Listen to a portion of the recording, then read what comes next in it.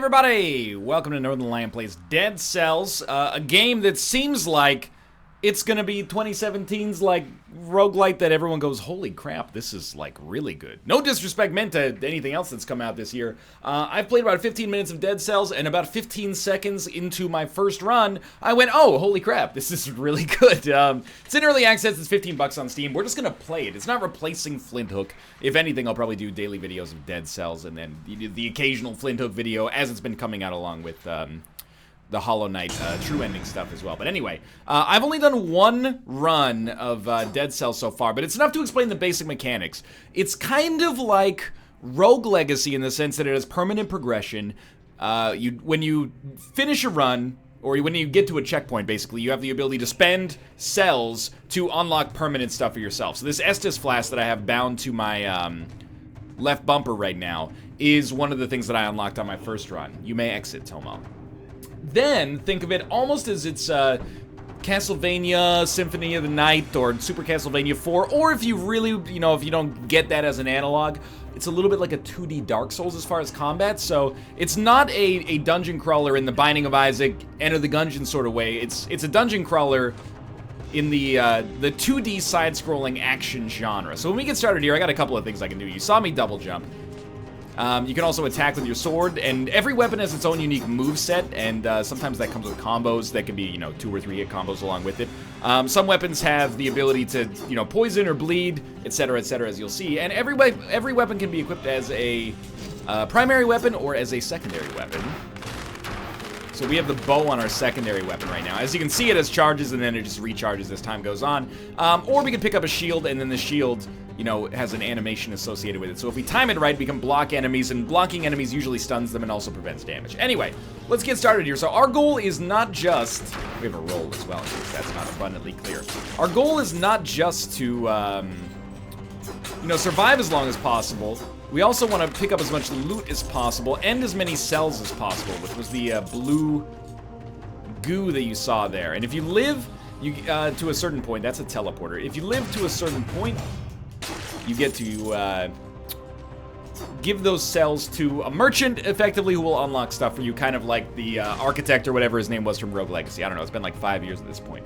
Greed Shield 2. We also get loot. You can see big chest. I kind of feel like it's analogous to an item room. I'm just gonna crank the main volume down ever so slightly here so I don't feel like I have to yell. We get loot. So, Greed Shield 2 blocks attacks and shakes out any loose gold from your enemy's teeth once per enemy, damage plus 10%. Attacking immediately after parrying inflicts 3,000% damage. So we can pick that up, and we could roll double shield if we wanted to, which seems like a bad idea. We're gonna swap out our good old wooden shield for this golden shield instead. Notice as well we have the map down there. This is a merchant whose goods we cannot afford at the present moment. This guy throws bombs at us and is basically just a general piece of trash. Okay, let's try this shield out. There we go. So we did shake out a little bit of gold there. Gold tooth. A gold tooth worth 20 gold. So it basically seems like a value add. Oh, that was fantastic. Seems like a value add that I can use to get a little extra gold on the regular. Now, these are statistics upgrades. So basically, we get a scroll of power. We can level up in one area, health, strength, or skills. Let's go for skills so that we can use our newfound shield more often. Health just gives you more HP, as you might expect, and man, we're killing it in cells so far. Health gives you more HP, as you might expect, and strength gives you more damage on your weapon. So these guys, they do that. I don't want to use that rune yet. But we can get behind them with the roll and kill them as well. So every enemy has a unique moveset as well. We've used the rune. It has opened up a portal to a secret area. I actually have never seen that before, so, your guess is as good as mine when it comes to that. We should really use the shield more often, but for enemies that do, like, ranged attacks, it's kind of hard. It's also the first time I've ever seen a food item. So the basic draw of Dead Cells is the roguelite nature. So it looks like it's got the mechanics of, like, a side-scrolling... Ooh, jeez. I have also found another secret, apparently, and maybe a crafting material. No, just gold. Even better, honestly. We've also hit a pressure plate to open a door, and then this door has a health upgrade? It does have a health upgrade in it. It's got the mechanics of a side-scrolling action game, but kind of melded with the mechanics of a, that was very dumb. The mechanics of a roguelite as well, which is kind of cool. Most roguelites kind of take the perspective of being either isometric or top-down. We could replace our sword if we wanted to with some throwing knives. We could replace our shield with throwing knives as well, but I'm going to try to, you know, roll with a sword here. New challenge. Kill the enemies, make it to the exit without being hit. This seems not well suited to my current level of skill, but, you know, we'll give it a try anyway. I'll tell you straight up, I should not have gotten rid of my sword to take throwing knives, so let's go back there. You can also get secondary weapons that we can use. Maybe that's the wrong term to use to describe them for now, but excuse me. I would like to use our shield if possible, but we need to kill these enemies first in order to get to a position where it makes sense to use the shield. Come on. There we go. So we can get like 20 extra gold per enemy. That seems worthwhile. I forgot what I was saying, but yeah, we can get like basically bombs. Is the only secondary weapon I've seen so far, but we'll be able to use those. Honestly, so far so good on this run. It's going relatively well. And once this is the first area, once we get out of this area, we can deposit some of our souls, and this is where we're going to do so right here. And now things get much tougher, but first we'll talk to this gentleman here. Well, you're back. So previously I've unlocked healing potion level 1 and also gold recovery, which means that I conserve 25% of my gold when I die, so I don't just immediately lose when I die. So we can see, I guess, up at the top here what every single one of these upgrades is. So this is where the Rogue Legacy permanent progression comes in. Like, if you make it to a certain point, you can now invest your souls into something else. Not souls, sorry, cells. There is a Dark Souls influence, obviously, but I feel like at this point, the Dark Souls influence is so pervasive in games to begin with that it kind of seems like it's old hat to even mention it. Like, it's obvious when it shows up. You know what? Let's save our cells for now. I'm willing to double down. Hide available items. That's very nice. I'm willing to double down for now. This door won't open if you're still carrying cells. Excuse me. Okay, well, I guess, oh, we can invest in advance. Okay, so what would I like to see? I mean, I'll tell you what. And these, I believe the red upgrades here give us upgrades to damage if we're holding that. So why don't we invest in the greed shield here? It might not be the proper play. We could also spread it out, I suppose, if we wanted to. And then this door opens up. Okay, learning about the mechanics as we go, and then we can heal up to maximum. Or at least get our Estus flask restored. So oh no, that healed us as well. So we didn't make a mistake by not healing before we did that. So again, I'm kind of learning as I go here. Now, my first run, I died approximately at this point. And to be 100% clear with you, in case it's not obvious, I basically have no idea what I'm doing in this game past this point. That was a misplay. You also don't have a ton of HP. Like, I've never fought this guy before. You don't have a ton of HP. You got a little bit. Like, it's not like you can only survive one hit. But certainly it's also not like you can tank hits like crazy. And health, at least in my very limited experience so far, health seems to not be super present, but I might be mistaken in that regard. One thing I don't know is whether or not it makes sense for us to take our souls, or rather our cells, back, or if our intention is not to do that. So we're going for the stun as much as possible. We also just got a scroll there. What is that? Blueprint for a meat grinder. That's our map. I don't know what blueprints do, actually. Take your blueprints to the collector to unlock new items. Can we actually go back to the collector? I also do not know if there's fall damage. Honestly, I watched a couple people play the game on Twitch, and I was like, I don't know. It kind of looks... Okay, we need to find the collector a little later. It looks great, don't get me wrong. And I think, you know, the kind of chunky pixel art looks awesome as well. Like, I'm trying to think of what it looks the most like, but it's very, like, not vectory. It's pixel dense, not pencil dense. Okay, these enemies, I should say, have shields as a result of the targeting dummies that they're dealing with there. That was excellent. I think we got a big learning curve, but anyway, the game feel, if I could actually finish a coherent thought here, the game feel is amazing.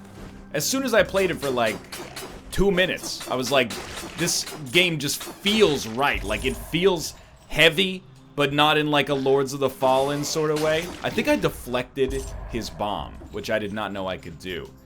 Something to keep in mind for later, maybe. And the combat feels like fluid, fast, and really, really nice. So, I mean, pretty early on, I can't say anything about the end game or anything like that, but on like a very basic mechanical level, the game feels excellent. So we got blueprint for Knife Storm. And I also, surprising no one, I don't know how long the average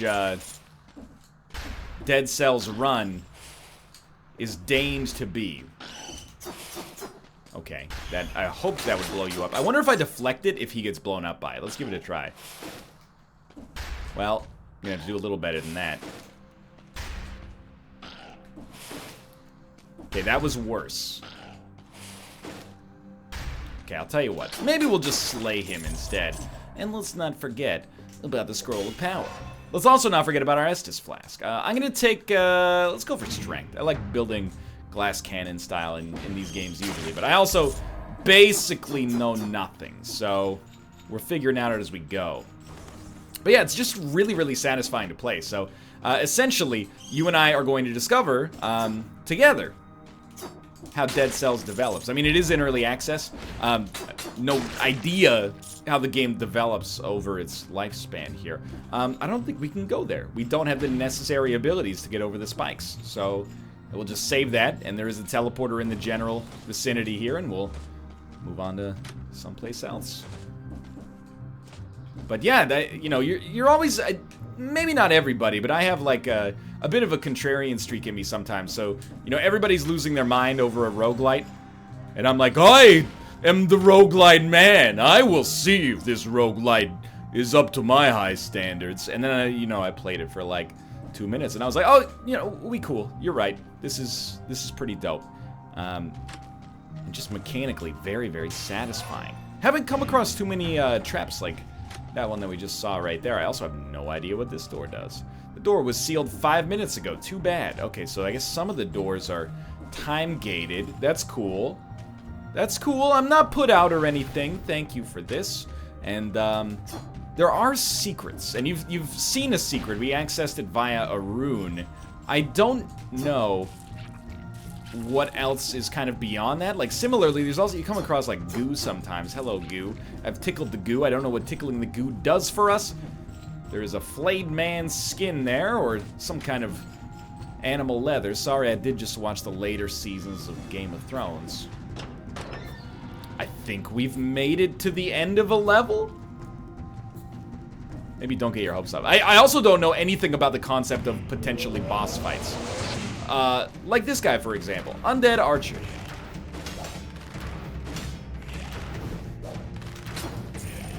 Okay, you rolled into that. We can't afford to roll into it. We've always got to be rolling towards. I will say, I fought this guy once before. He slayed me. No! Estus. Our Estus Flask is gone. You must die, my friend. You must die.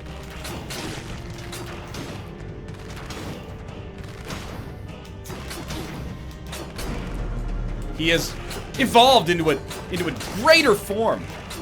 It does stun him. When I block his shot, it stuns him. I'm gonna die. I'm not gonna die. I'm gonna live because I'm a smart boy, and I have slain you. This room permanently gives you the ability to grow climbable vines. Dope. That seems pretty sweet. Did I just beat the first boss with 11 HP left? Wow, that's what tickling those things. It's a Metroidvania 2! This game's got everything! Can I heal myself in the waters of Lake Minnetonka? Does not appear so. Find me, boys. Okay, that's cool. I'm learning a lot. A lot about living and or a little about love. Please let me go heal now. I don't think they're gonna let me go heal. So we gotta be like super cautious.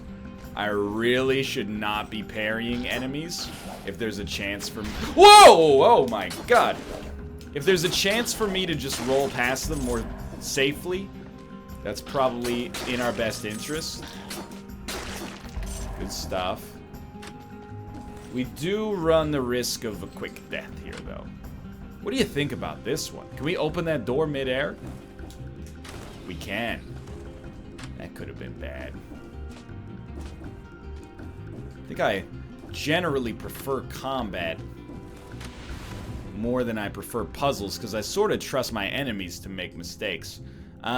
More than I trust myself not to make mistakes. Don't teleport to me, please. You know what? We should take these guys out one at a time. It's just, I also broke the door. That was not my intention. Oh, you know what? No. Forget this guy for now. You gotta take out this guy first. Good stuff, buddy. Good stuff. Okay, let's go. Thought you had me there, huh? I would really like to heal myself in the waters of Lake Minnetonka. Have I mentioned that? What is this? It's a carrot! I am actually a moron. When that enemy jumped at me, I pressed the right bumper, as if I was gonna open his door when he jumped at me. Alright, so at least you get to see the resurrection mechanic in this video. I was a little concerned that we would just win because we're so good. Okay, this is a strange place. I've never seen this before. This is going to be very pretty when it's done. These are the blueprints, I guess? It's your doing this, isn't it?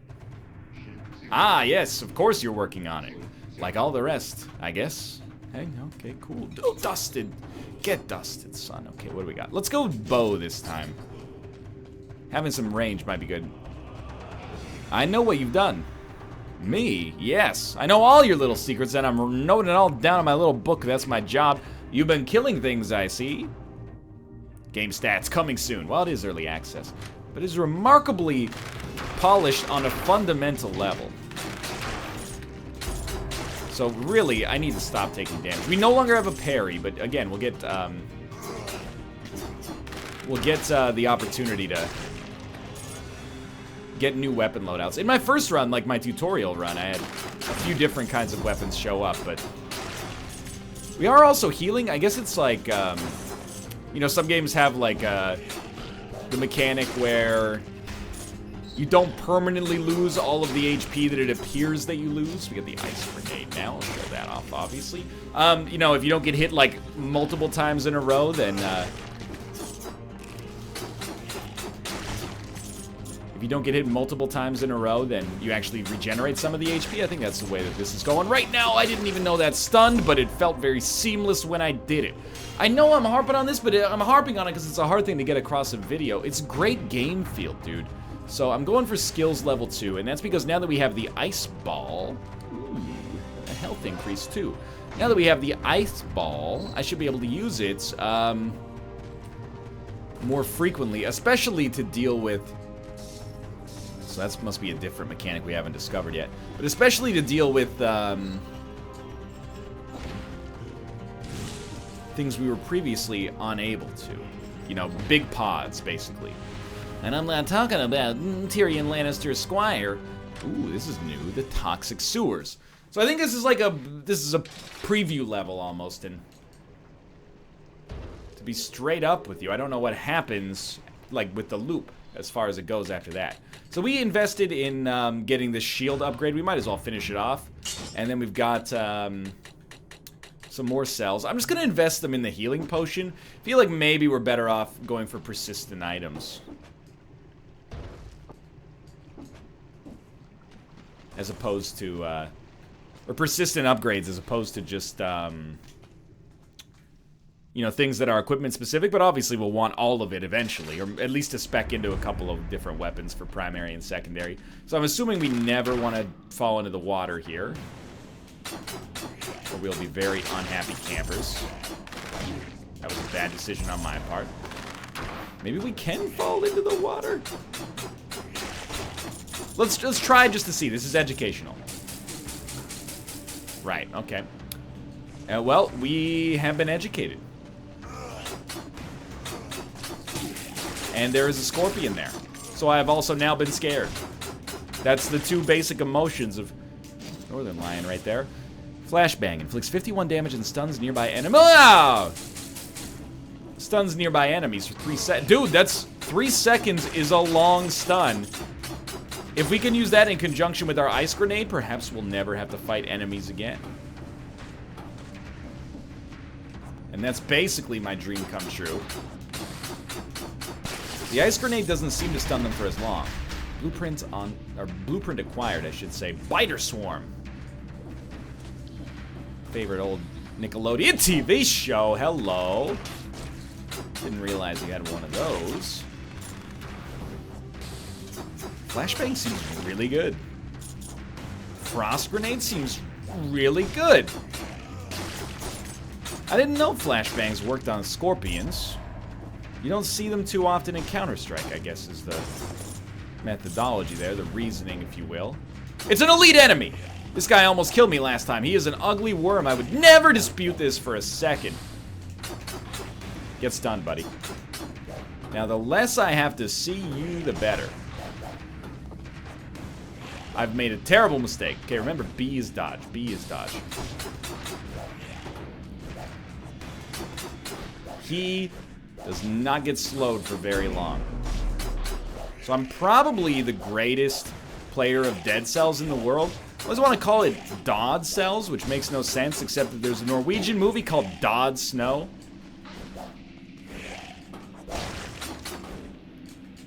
No! Oh, and he's an ugly worm. He don't try to hide it. Diamonds on the soles of his slugs. Okay, so I died there, and I'm bad, but this is a great expedited introduction into Dead Cells, a game that I think I'm going to be playing quite a lot of here. Hopefully, the language translates well visually. I think so. It's a very kinetic game, and a lot of fun so far. Maybe a new obsession. For now, thanks for watching. I hope you guys have enjoyed it. This is episode 1. If you did, first off, go check out the game on Steam. So far, so good. There's a link in the video description below. Of course, subscribe if you would like to see more in the future, and click the like button, especially in the infancy of a series. It helps out a great deal. For now, though, thanks for watching. I hope you enjoyed it, and I'll see you next time.